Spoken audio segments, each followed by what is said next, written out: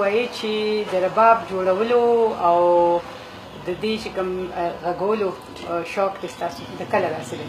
دا خو جي د 1500 کالو جي زه وم، دې سره مې شوق راپورته شو. بس بیا مې ځان له رباب واخیستلو جي، د هغې نه پس مې په جوړولو سټارټینګ وکړو. یو یو به مې جوړولو، شوقیا به مې جوړو، ملګرو به رانه اخیستل. به داسې بیا جي کیسه ډېره اوږده شوه که نه، کاریګر شوم پکې، دې حد ته هم پکې رورسېدو جي. جوړوئ تاسو؟ اوس زه جوړوم جي، دا تقریبا 30 35 40 کال زموږ شو دې کې چې زه لګیا یم جي. دا به راته ووایي چې د رباب ښه رباب چې ښه اواز خوندور مزېدار اواز ترې راوځي د کوم لرګي نه په کار جوړوي؟ دا سرجي اصلي رباب کار په لرګي کې دی که په جوړولو کې؟ دا په جوړولو کې هم کار دی سرجي، او په لرګي کې هم کمال شته. لرګي کې دا کمال دی چې اوس د چترال لرګي، د سوات لرګي، د افغانستان لرګي بېدانه توت هغه چې جوړ کړي جي، نو لکه د فارمیکې ښایسته صفا رباب راځي. دا رګونه پکې ډېر زیات دي، د هغې په وجه دا رباب ښایسته غږي. یا د واورو لرګي دویم لرګي ورپسې د غوز استعمالېږي جي، چې ښایسته اواز کوي او لرګي هم ښایسته ښکاري. درېیم نمبر جي د توت لرګي، د پاکستان توت چې دې کې هم بیا پوخ توت وي، ښایسته توت وي، نو هم ښایسته راځي. رباب په څومره یو د عام سایز رباب چې دی په څومره ورځو کې جوړېږي؟ عام سایز رباب جي د 15 دن 10 دن 12 دن کې جوړېږي جي. ستاسو د لاس جوړ شوي رباب چېرته چېرته ځي؟ دا زمونږ د لاس جوړ شوي رباب جي دا دلته کې هم چې کوم جوړ که کوریا ته لاړه جي، چینا ته لاړه او جاپان ته لاړه جي. دا ټول پښتانه؟ دا ټول پښتانه وي جي. او د رباب سره چې مینه کم لري؟ او رباب سره نن سبا مینه جي پنجابیان هم لري. زمونږ مخکې پنجابیان پښتو رباب غږوي جي، هغې خپل دغه پرېښی دی.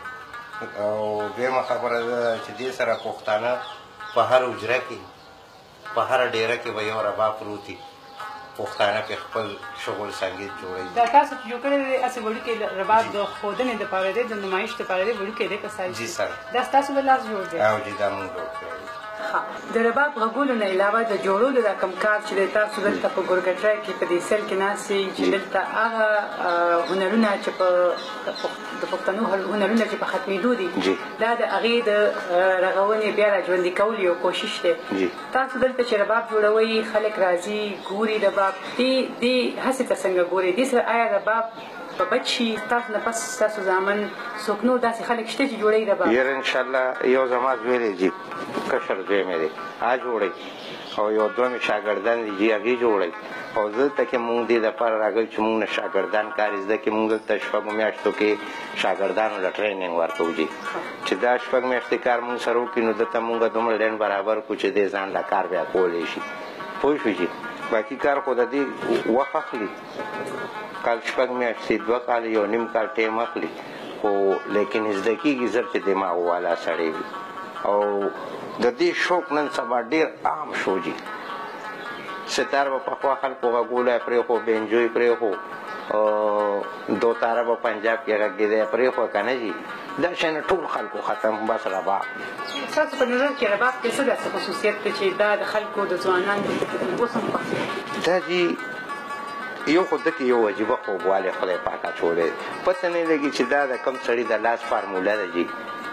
الله ته پته ده که نه جي، اوس مونږ ته پته نشته، خو دا داسې یو فارموله جوړه کړې چې دا په چا هم بدې نه لګي جي. د دې د اواز کې ډېر خوږوالی دی جي، کنې د لرګي نه جوړ دی او بیا خبرې کوي که نه جي، دا ګور معمولي شی دی.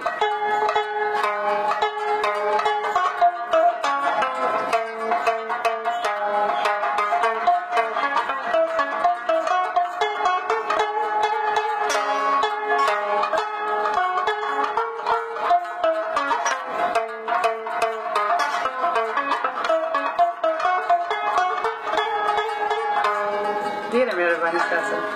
یو کس چې رباب غږوي ستاسو په خیال کې د هغه په پرسنالټي، د هغه په شخصیت د دې څه اثر وي؟ جنګ جګړه به زیاته کوي که نه؟